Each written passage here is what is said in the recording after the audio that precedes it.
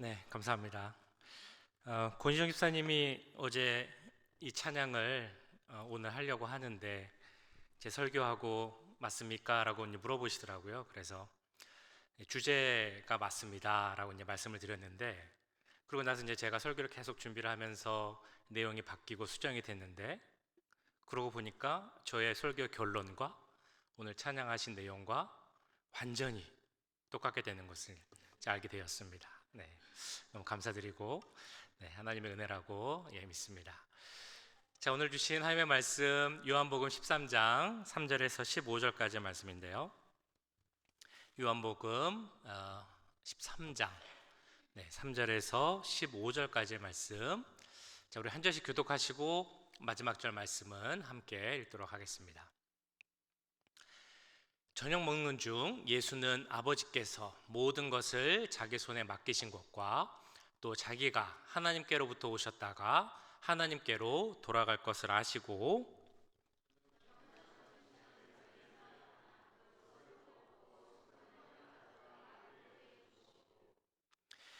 이에 대야에 물을 떠서 제자들의 발을 씻기시고 그 두르신 수건으로 닦기를 시작하여 시몬 베드로에게 이르시니 베드로가 이르되 주여 주께서 내 발을 씻으시나이까. 예수께서 대답하여 이르시되 내가 하는 것을 내가 지금은 알지 못하나 이후에는 알리라. 베드로가 이르되 내 발을 절대로 씻지 못하시리이다.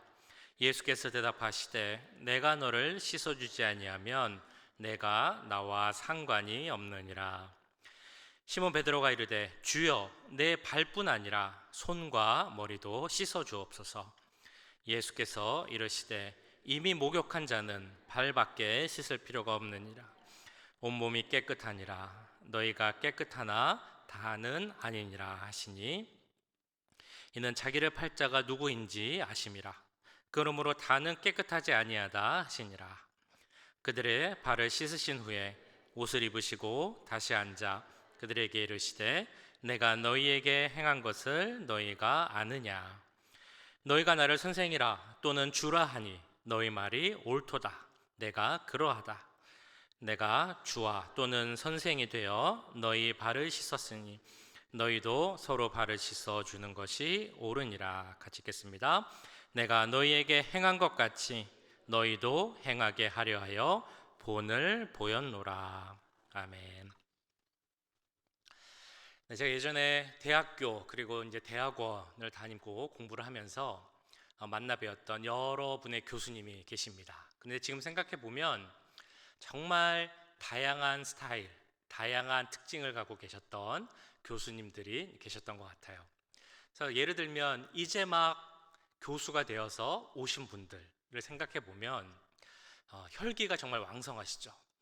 많은 것을 가르쳐 주려고 하시고 그러다 보니까 숙제도 많이 내주시고 수업도 아주 빡빡하게 하시고 이런 특징이 있습니다. 그에 비해서 경험이 오래되신 그런 노 교수님들, 특별히 우리가 대가라고 부를 수 있는 그런 분들은 뭔가 좀 여유가 있죠. 대가라 불리는 분들, 뭐 학교에서 유명할 뿐 아니라 그 아카데믹 필드에서도 유명하신 분들, 그런 분들의 수업이나 강의를 들으면 그 강의 내용이 그 말씀하시는 한마디 한마디가 참 깊은 의미가 있다라는 것을 깨달을 때가 많았습니다. 그냥 지나가다가 하는 한마디 같은데도 그 말 한마디에 많은 의미, 그 깊은 경험과 많은 경험과 그 깊은 지식의 원천에서 나오는 그 다양한 의미를 갖고 있는 그런 말씀을 하는 경우를 많이 보게 되었습니다. 사람의 말도 충분히 그 한마디로 깊고 다양한 의미의 말을 할 수 있다는 것이죠. 사람의 말이 그럴진데 하나님의 말씀은 어떻겠습니까? 우리가 하나님의 말씀을 생각해 본다면 그 말씀이 정말 얼마나 깊은지, 얼마나 다양한지, 얼마나 달고 오묘한지 그 말씀을 깨달을 수 있다는 것입니다. 우리가 잘 아는 말씀이라도, 많이 보았던 말씀이라도 볼 때마다 새로운 의미를 주시고 새로운 깨달음을 주실 수 있다는 것이죠. 바로 오늘이 또한 그렇게 되기를 원합니다. 우리가 함께 본 말씀 요한복음 13장에 나오는 세족식에 대한 말씀이죠. 우리가 너무나 잘 아는 그런 내용의 말씀입니다. 그렇지만 오늘 함께 이 말씀으로 은혜를 나눌 때 오늘 우리에게 주시는 새롭고 또한 큰 은혜가 우리 가운데 임하게 될 줄 믿습니다. 네, 지금 읽으신 말씀 세족식이죠. 우리가 예전에 다녔을 때 어렸을 때는 성경학교를 갔었고 조금 크면 수련회를 갔었는데 많이 했던 그런 예식이었습니다. 교회 행사도 보면 어느 정도의 흐름 혹은 유행이 있는 것 같아요. 그래서 그때그때 많이 하는 그런 예식들이 있는데 한동안 많이 했던 것이 바로 이 세족식이었습니다. 그래서 저도 많은 세족식을 해봤는데 제가 발을 씻겨준 경험도 많이 있고 발을 씻김 당한 경우도 많이 있었습니다.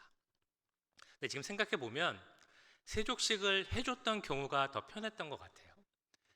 누군가가 나의 발을 씻겨준다는 것 자체가 그리 편하지는 않다는 것이죠. 문화적 요인도 좀 있는 것 같습니다. 우리나라 그 생각에 왠지 내 발을 보여주는 것이 좀 창피한, 민망한 그런 일이라고 생각이 되는 것이죠. 발은 이제 조금 더럽고 관리가 잘 안 되는 곳일 수도 있으니까 내 발을 보며 다른 사람들이 혹시 흉보지는 않을까 이런 생각에 조금은 민망하고 쑥스러웠던 그런 경험들이 생각이 납니다. 그것이 교회에서 공식적으로 하는 행사, 예식이니까 끝까지 참여를 하고 가만히 있었지만 뭔가는 좀 어색했던 그런 느낌이 있는 것이 바로 이 세족식이라는 것이죠. 자, 그런데 오늘 말씀에 나오는 예수님께서 하신 그 세족식의 의미를 생각해 보려면 이 세족식이 언제 행해졌는가 그것을 우리는 생각해 보아야 합니다. 지금 요한복음 14장에 나오는 그 시간이 언제인가요? 예수님이 십자가에 못 박히시기 전날입니다. 이 세상에서 보내시는 그러니까 십자가에 못 박히시기 전 마지막 날, 즉 최후의 날에 제자들과 함께 하시는 최후의 만찬 가운데 하신 것이 바로 이 세족식, 발을 씻기는 그 모습이었다는 것이죠. 그만큼 세족식은 중요한 의미를 갖고 있는 일이라는 것입니다. 그래서 초대 교부 중에 한 명이었던 터툴리안이라는 사람은 이 세족식이 너무 중요하다. 우리 교회 예식의 공식 예식 중에 하나로 해야 한다라고 주장을 하기도 했습니다. 교회 공식 예식이 세례식이 있죠. 그리고 성찬식, 이번 주일에 하는 성찬식이 있습니다. 그것처럼 세족식도 교회 공식 그 행사, 예식이 되어야 한다라고 이제 주장을 할 정도로 그렇게 중요한 의미를 갖고 있다는 것입니다. 자, 그러면 오늘 말씀에서 세족식에 대한 내용이 어떻게 시작되는가 보시면 3절에 그 시작이 이렇게 나와 있습니다. 3절, 저녁 먹는 중 예수는 아버지께서 모든 것을 자기 손에 맡기신 것과 또 자기가 하나님께로부터 오셨다가 하나님께로 돌아갈 것을 아시고. 자, 처음 시작이 저녁 먹는 중이라고 나옵니다. 이 저녁은 유월절 만찬이죠. 예수님께서 제자들과 유월절 만찬을 나누고 계셨습니다. 근데 이어지는 4절 5절에 보시면 예수님께서 제자들과 함께 유월절 만찬을 나누시다가 갑자기 일어나시죠. 그래서 겉옷을 벗고 수건을 허리에 동이고 메고 대야를 가져와서 물을 뜹니다. 그리고 나서 제자들에게 가서 발을 씻기시고 허리에 맸던 수건으로 그 발을 닦으셨다라고 이런 내용이 나와 있습니다. 그 당시 팔레스타인 지역의 특징을 생각해 보면 그 환경을 생각해 봐야죠. 아주 건조한 날씨, 먼지가 많은 날씨. 그렇지만 물은 귀한 지역이 바로 이 팔레스틴 지역입니다. 그러니까 온 몸을 씻는 것, 지금으로 보면 샤워하는 것이 그리 자주 할 수는 없는 일이었죠. 그렇지만 우리가 아는 것처럼 먼지가 많았고 또 그들이 신고 다니는 신발이 지금의 샌들 같은 그런 형태였기 때문에 외출을 하고 들어오면 꼭 하는 것이 손과 발을 씻는 것이었습니다. 지금도 당연히 그런 것처럼 손과 발을 개인의 청결과 위생을 위해서 씻어야 했던 것이죠. 그리고 여기에 또 다른 의미가 있는데 꼭 위생의 문제뿐만이 아니라 내가 혹시 밖에 나가서 경험했을 그 부정한 것을 혹시 만지거나 그런 일이 나한테 있었을 수도 있으니까 그것을 씻기 위한 어떤 행위로서 손과 발을 씻는 그런 종교적 의식의 의미도 있었다는 것입니다. 자, 그래서 외출하고 돌아오면 꼭 손과 발을 씻었는데 특별히 발은 그 집에서 가장 낮은 사람들, 그러니까 노예 혹은 종이 하는 일이었습니다. 노예나 종이 집에 들어오면 그 주인들의 발을 씻어 주었다는 것이죠. 그러니까 오늘 지금 되고 있는 그 저녁 유월절 만찬을 하기 전에 이들은 분명 발을 씻어야 하는 그런 상황이었고 그 발은 종이나 하인들이 씻어 주었을 것입니다. 만약에 여러 상황으로 인하여서 이들이 급하게 또 갑자기 장소를 정하고 식사를 하는 상황이었기 때문에 종이 없었다면 그 제자들 중에 몇 명이 서로의 발을 씻겨 주어야 했던 상황이었던 것이죠. 그런데 어찌 되었는지 식사를 하던 중에 예수님께서 그 제자들의 발을 씻겨 주겠다고 일어나신 것입니다. 그 이유를 우리는 두 가지로 생각해 볼 수 있습니다. 하나는 그들의 그 관례, 식사 전에는 꼭 발을 씻는 관례를 생각해 본다면 어쨌든 그들은 발을 씻었을 것이다 라고 생각을 할 수 있습니다. 그렇지만 예수님께서 오늘 이 말씀을 통해 그 제자들에게 그리고 우리에게 주시고자 하는 그 특별한 메시지가 있어서 다시 한번 발을 씻겨주신 것이다 라고 생각할 수 있다는 것이죠. 두 번째가 또 있습니다. 그것은 바로 그들이 발을 씻지 않고 밥을 먹고 있었다라는 것입니다. 왜냐하면 하인들이 발을 씻어주지 못하는 상황이었다면 그 제자들이 발을 씻겨줘야 했다고 말씀드렸습니다. 그런데 내가 발을 씻겨주는 것은 내가 낮은 사람이다 라는 것을 인정하는 것이 되어버리기 때문에 제자들이 그것을 안 하려 했다는 것이죠. 제자들의 모습이 어땠습니까?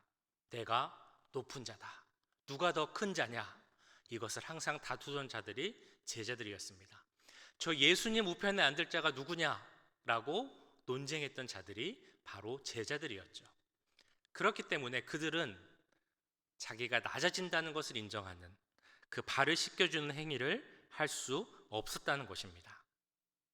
그래서 아무도 발을 씻지 않고 있었고 그 상황에서 예수님이 식사 도중에 일어나서 제자들의 발을 씻겼다라는 것이죠.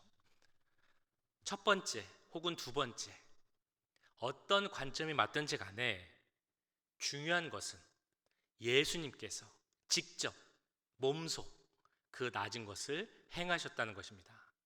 제자들에게 발을 씻겨주시는 일을 몸소 행하셨고 우리에게 본이 되셨다는 것이죠. 어떻게 하는 것이 겸손한 것인가? 어떻게 사는 것이 섬김의 삶을 사는 것인가? 이것을 예수님께서 실천으로 보여주셨다는 것입니다. 자, 그런데 오늘 말씀을 자세히 한 번 더 보면 예수님께서 보여주신 겸손과 섬김의 예외에 또 다른 의미가 있음을 우리는 알 수 있습니다. 예수님께서 이렇게 발을 씻기는 것을 준비하고 제자들을 돌아가면서 발을 씻기시다가 이제는 베드로의 순서가 되었죠. 다른 제자들이 어떻게 반응을 했는지 나와 있지 않지만 베드로가 어떻게 말했는지는 6절을 보시면 이렇게 나와 있습니다. 주여, 주께서 내 발을 씻으시나이까? 한국말로 하면, 특별히 제가 하면 되게 조용하게 점잖게 얘기하는 것 같죠? 주여, 주께서 왜 내 발을 씻으시나이까? 자, 그런데 베드로의 모습을 우리는 알고 있습니다. 아주 다혈질이고 급한 성격. 그러면 그 베드로가 하는 말은 점잖게 하는 말이 아니라 이렇게 얘기를 했겠죠. 주님, 왜 주님이 내 발을 씻으십니까? 저는 예수님께서 제 발을 씻기시게 놔두지 못합니다. 제 발은 절대로 못 씻기십니다. 이게 바로 베드로의 반응이었다는 것입니다. 그런데 이 말은 베드로가 예수님이 하시는 일의 그 의미, 영적 의미를 모르고 있었다라는 것을 알 수 있는 말입니다. 우리가 성경 말씀을 통해 보면 베드로가 그 예수님이 하시는 일을 알고 그 예수님을 주로 고백하는 것이 있습니다. 마태복음 16장에 나오는 그 가이사랴 빌립보에서 했던 고백. 주는 그리스도시요 살아계신 하나님의 아들이십니다.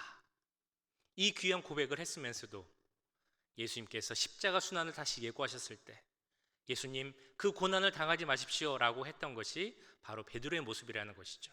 그 영적 의미까지는 다 알지 못했다라는 것입니다. 오늘 이 본문에서도 바로 그런 베드로의 모습이 나옵니다. 그런 베드로의 모습을 보고 예수님께서 이렇게 말씀하시죠. 8절 말씀에 나옵니다. 내가 너를 씻어주지 아니하면 내가 나와 상관이 없다. 이 말씀 아주 중요한 말씀입니다. 왜냐하면 이 말씀을 통해 상황이 바뀌면서 대화의 주제가 변환되기 때문이죠. 전환되기 때문입니다.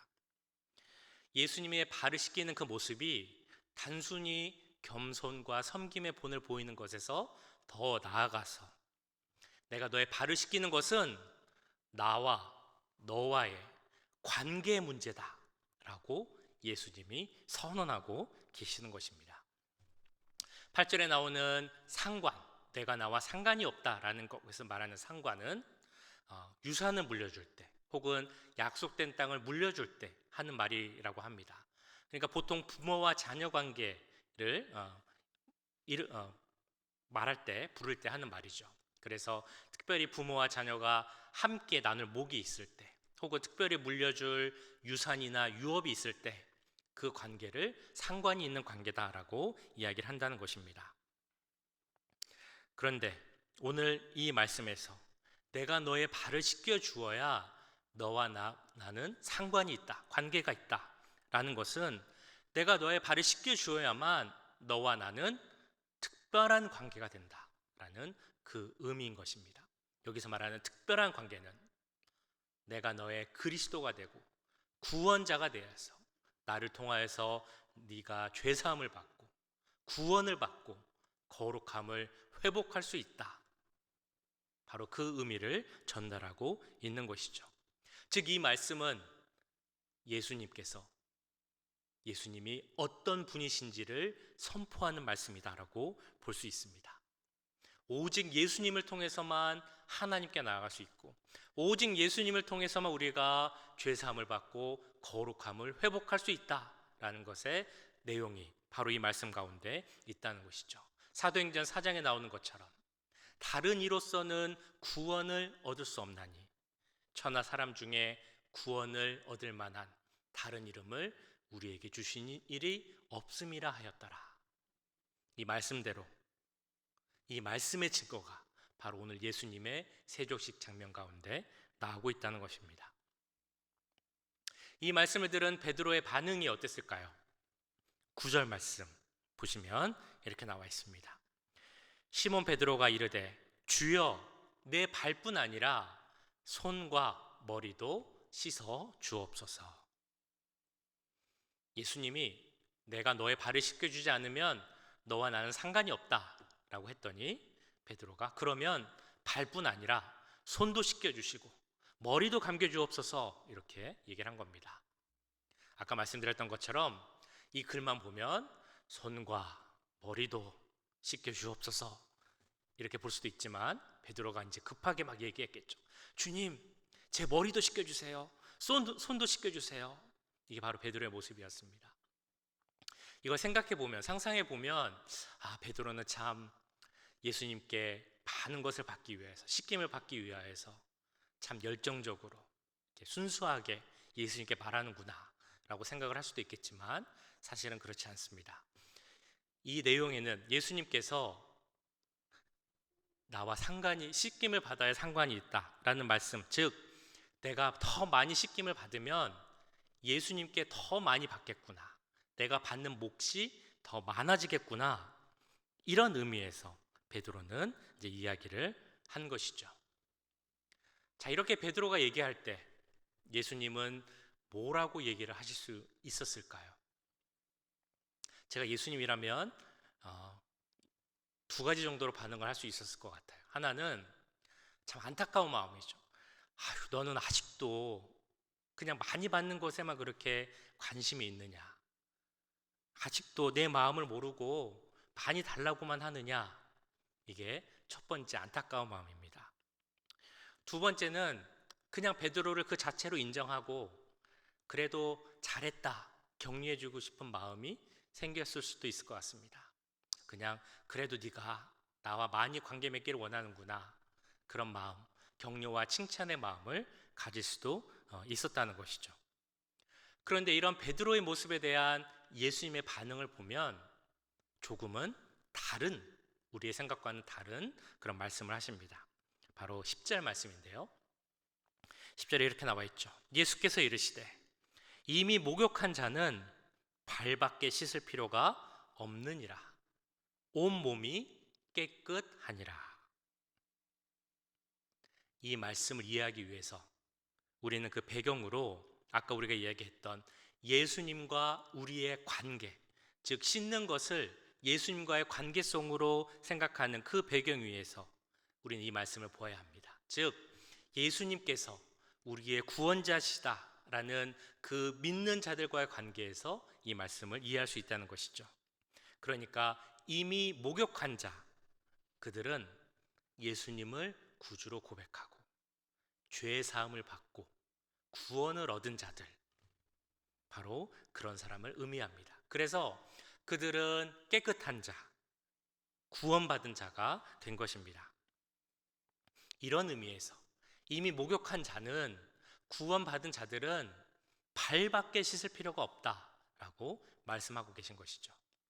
바꿔 말하면 구원받은 자라도, 목욕한 자라도 발은 씻어야 한다라는 그런 의미로 볼 수 있습니다. 즉 이미 목욕한 자, 그래서 구원받고 깨끗해진 자라도 발을 씻는 행위, 다시 말하면 우리가 지울 수밖에 없는 죄를 매일 회개하고 구원받은 자로서의 합당한 삶을 살기 위하여 노력하고 하나님께로 나아가기를 노력하는 모습이 우리 가운데 꼭 있어야 한다는 것이죠. 이것이 바로 세족식 가운데 예수님께서 그 제자들에게 그리고 우리를 향해 하신 하나님의 말씀의 의미라는 것입니다. 그리고 그 예수님의 말씀은 거기서 끝나지 않습니다. 이어지는 12절에서 15절까지 보시면 예수님께서는 우리에게 또한 이렇게 말씀하십니다. 그들의 발을 씻으신 후에 옷을 입으시고 다시 앉아 그들에게 이르시되 내가 너희에게 행한 것을 너희가 아느냐? 너희가 나를 선생이라 또는 주라 하니 너희 말이 옳도다. 내가 그러하다. 내가 주와 또는 선생이 되어 너희 발을 씻었으니 너희도 서로 발을 씻어 주는 것이 옳으니라. 내가 너희에게 행한 것 같이 너희도 행하게 하려 하여 본을 보였노라. 12절에 보시면 내가 너희에게 행한 것을 너희가 알겠느냐라고 말씀하십니다. 즉 이 말씀은 내가 이제 곧 내일이면 십자가에 못 박힐 텐데 그 십자가 사역을, 하나님의 구속 사역을 믿으면 그 흘리신 피로 말미암아 우리의 모든 죄가 용서함을 받고 용서받게 된다는 것을 너희가 아느냐라는 말씀입니다. 뿐만 아니라 그것을 믿고 구원받은 자라도 거기서 멈추는 것이 아니라 계속적으로 그리스도의 장성한 분량에 이르기까지 성장해야 하는데, 죄를 짓는다면 그것을 회개하고 하나님과 멀어진다면 더 가까이 나아가야 하고, 그런 것을 할 수 있겠느냐라는 예수님의 그 말씀이라는 것이죠. 이런 모습들, 이것을 바로 우리는 보통 성화라고 이야기를 합니다. 우리가 믿음의 성장 단계를 이야기할 때 여러 가지 이야기할 수 있겠지만 중요한 것이 세 가지가 있습니다. 첫 번째가 칭의, justification이죠. 두 번째가 성화, sanctification. 세 번째가 영화, glorification입니다. 그래서 우리가 이걸 설명할 때 보통 의의 옷, 의로움의 옷을 입는다라는 비유로 설명을 합니다. 우리가 칭의, 의로움을 받았는데 그것은 나의 공로로 의로움을 받은 것이 아니라 예수님께서 행하신 일로 인하여서 그 의가 나에게 전가되어서 의의 옷을 입은 것이죠. 그래서 나는 의인입니다. 그러나 완전한 의인은 아닌 것이죠.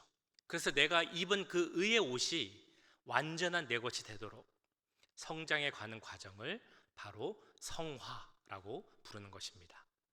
그래서 이 성화의 과정이 완성되고 내가 완전한 의인이 되어서 하나님께 영광을 돌릴 때 그것을 영화라고 하죠. 이 영화는 이 세상에서는 이루기 힘든 일입니다. 우리가 나중에 하나님 나라에 가서 이뤄야 할 일이죠. 그러나 우리의 삶의 목표, 믿는 자들의 목표가 되어야 하는 것이 바로 이 영화입니다. 내가 너희에게 행한 것을 너희가 알겠느냐라는 이 세족식의 의미에는 너희가 칭의, 의로움을 얻은 데서 그치는 것이 아니라 성화되어서 하나님을 닮아가고 그 영화의 단계에 이르기까지 너희가 힘써 노력해야 한다라는 그 의미가 있는 것을 아느냐라고 예수님께서 물어보셨다는 것입니다. 그러면서 내가 너희를 위해서 너희가 이것을 행할 수 있도록 너희에게 본을 보였다라는 말씀이 이어지시죠. 예수님께서 우리에게 많은 것을 말씀해 주시고 많은 것을 가르쳐 주시고 행하라고 하셨지만 직접 본을 보이시면서 이대로 해라 라고 행하신 것은, 말씀하신 것은 그렇게 많지 않습니다. 그 중에 하나가 우리가 오늘 읽으신 세족식, 즉 발을 직접 씻기신 그 예라는 것이죠. 이처럼 우리가 매일매일 우리의 몸은 이미 깨끗하게 되었지만 발을 계속 씻음으로 우리가 성화되고 하나님께 나아가는 것이 중요하다라는 것입니다. 자, 그렇다면 우리가 성화의 삶을 통해서 우리가 이루어야 할 여러 예가 있겠지만 그 중에서 가장 중요한 것 하나를 꼽자면 무엇이 있을까요? 오늘 읽으신 말씀 앞부분에 나오는 13장 1절을 통해 우리가 생각해 볼 수 있겠습니다. 13장 1절. 유월절 전에 예수께서 자기가 세상을 떠나 아버지께로 돌아가실 때가 이룬 줄 아시고 세상에 있는 자기 사람들을 사랑하시되 끝까지 사랑하시니라. 예수님께서 이제 곧 죽으실 것을 아시고 하신 것이 그 제자들을 사랑하셨다는 것입니다. 끝까지 사랑하셨고 그 사랑을 보여주시기 위하여서 그 제자들의 발을 씻기셨다는 것이죠. 그리고 예수님께서 우리에게 그와 같이 하라라고 말씀하고 있습니다. 그 사랑을 본받아서 너희도 사랑하라 라고 말씀하고 있는 것입니다. 우리는 사랑을 해야 합니다. 사랑하는 것 우리가 다 알고 있죠. 근데 문제는 어디까지 우리가 사랑할 수 있느냐, 그 범위에 문제가 있습니다. 우리를 사랑하고 아껴주는 자들을 우리가 다시 사랑하는 것은 어렵지 않습니다. 그런데 하나님은 나를 사랑하는 자들을 사랑하는 것뿐만이 아니라 원수까지도 사랑하라 라고 말씀하셨습니다. 그런데 그걸 어떻게 하느냐라는 것이 우리에게 다가온 실질적인 고민이죠. 예전에 소그룹 모임을 하면서 이런 이야기가 한번 나온 적이 있습니다.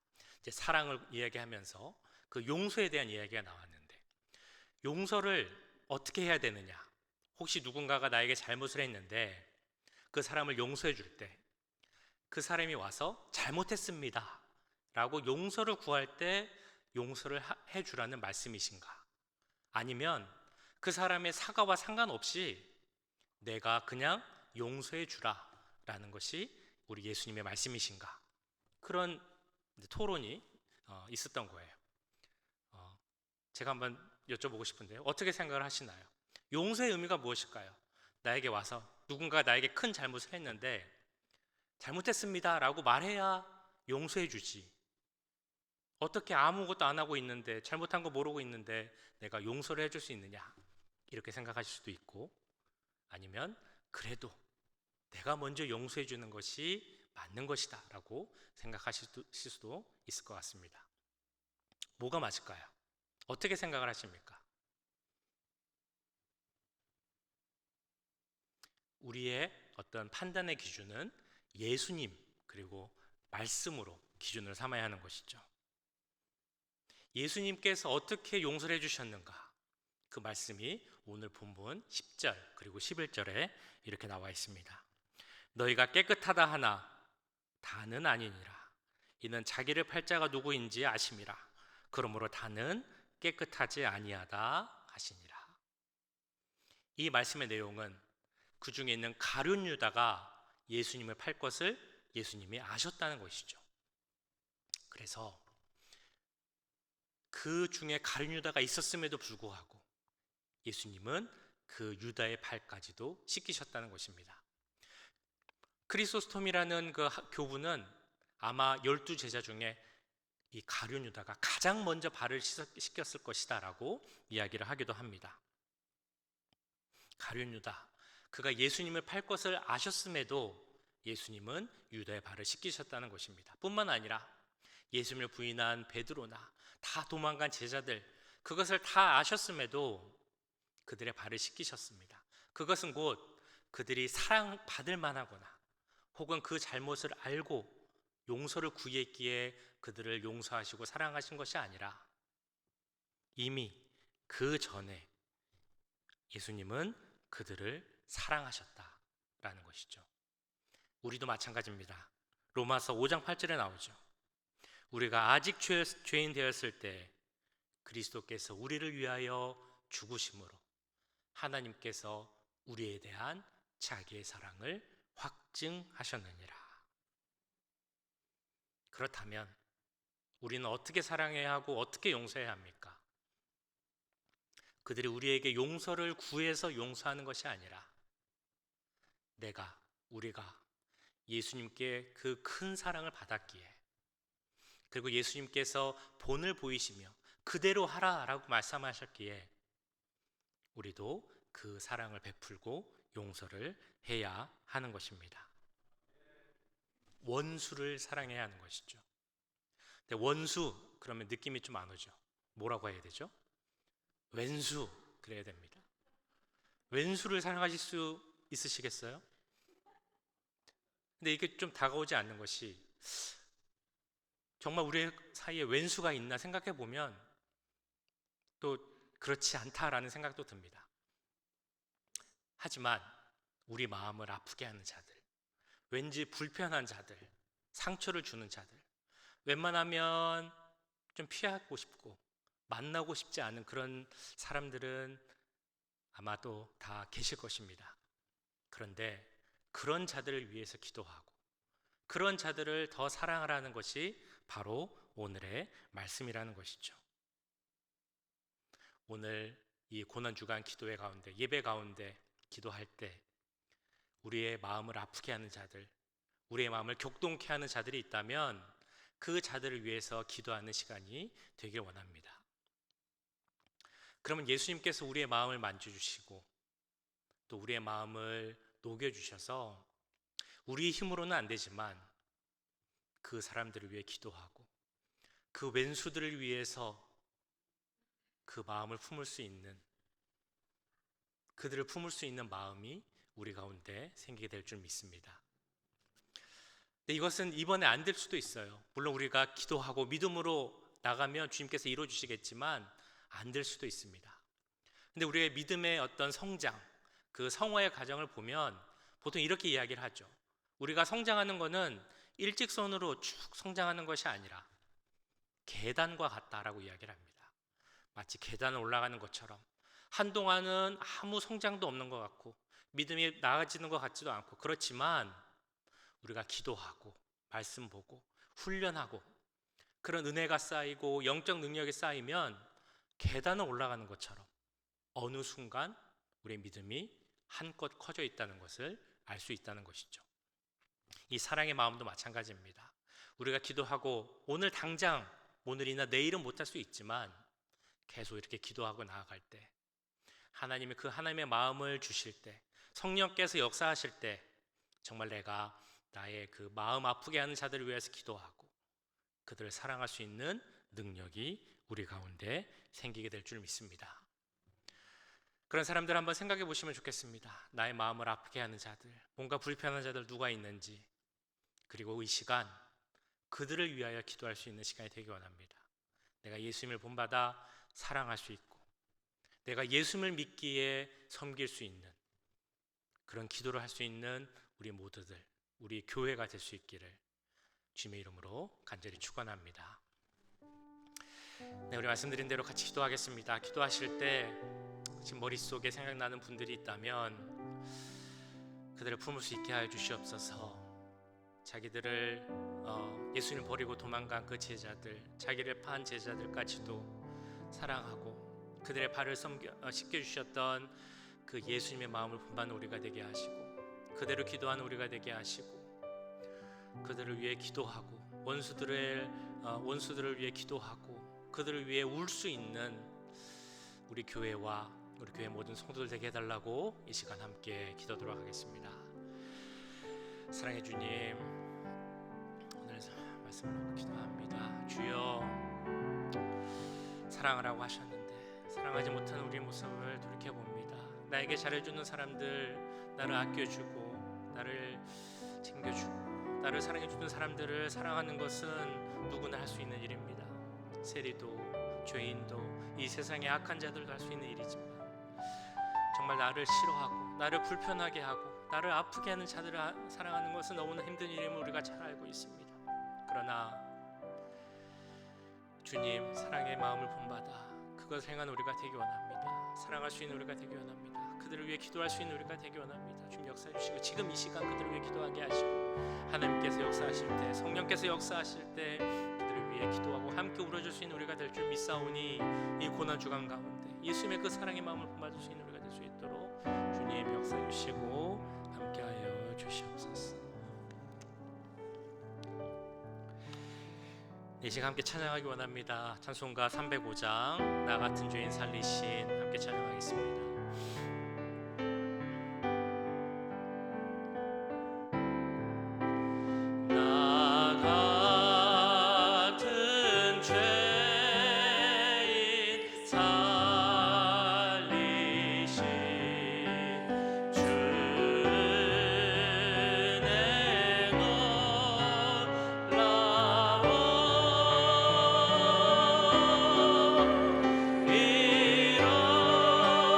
이뤘던